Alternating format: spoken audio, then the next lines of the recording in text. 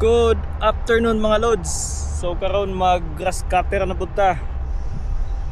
Pero pansin ninyo nga wala na ko butang ngayon pansalok kay ang likod. Kay ako ang intensyon na para madali na kog human kay perting inita. Then bahala na ng mga sagbot diha nga mabilin total wala pa man say mga bata nga magduwa-duwa. So let it decompose na lang. Kay ug butangan ako na diha magsalok-salok pata sa basurahan pertin dugaya nya inani ka inita makatag kuan na ni pertin inita gyud basin mahimot ang inanag then karon bagnot kayo palibot nya tagas na kayo Itong last time na dito nga side ako na lang giputol kay gamit ang akong lagaran kay ito pwede sa grass cutter. Then karon gahapon sa dito nga side is baga kayo ako ang gigamit ang trimmer kaya di mo to pwede sa mower.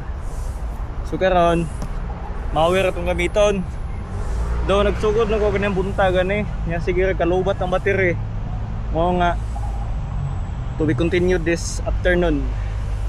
Then tanawon taga sa takuto ba ni ron. So bani ko ninyo mag mower mga lods. So kaya kong payong no. Oh, esa to yung langgol yung magamay kana makita ko tagamay ba. Kaya ko ang vlog dili maningog mga kwarta ko ang kuha lang ani kay andumanan ba. Okay, bye-bye. Bikada na sad.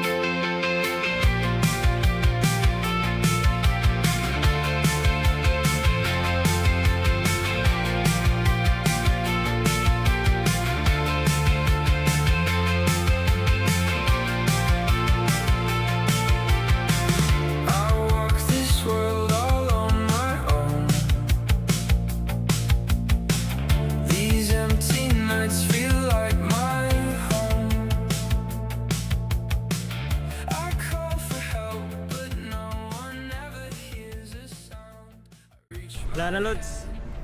Okay na kaya sa atong grass cutter karong udto. Tungod sa kabagnot. Nalubat na ang battery. Puno man ta ang battery ni. Tigduha ang karga. Kaso ang isa guba, ang upat lubat. Kaya ang isa na lang ang na dito. Dito na lang ta mag grass cutter. Gamiton ko to thinner. Battery ni kuano duha lang ako kanil kana lubat naman wala tapos tayo mapuno ni kaya ang duha dito nag-charge pa po dugay sa sud mapuno diya sa nang taman indot unta dire-diretso na og mower kaso wala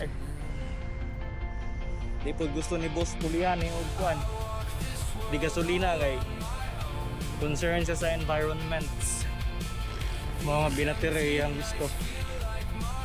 So see you later. I call for help, but no